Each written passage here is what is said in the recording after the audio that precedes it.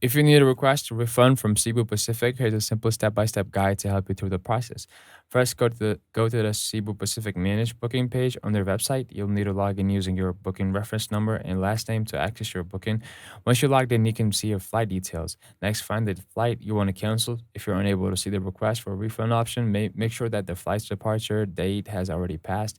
Refund requests can only be submitted after the scheduled departure time. Once you have selected a flight, click on the request for refund option.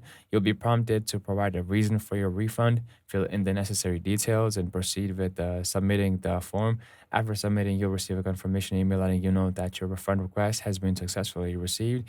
Cebu Pacific typically processes refunds within 15 days, and the refund will be credited back to the original payment method.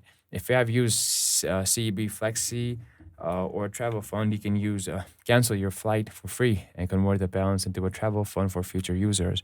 In case of a flight disruption, such as cancellations or schedule changes by Cebu Pacific, you can request a refund through their online disruption options page.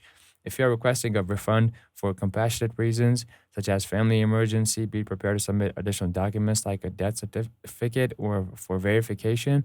If this guide helped you with your Cebu Pacific refund process, don't forget to like, subscribe, and hit the notification bell for more helpful tips and updates.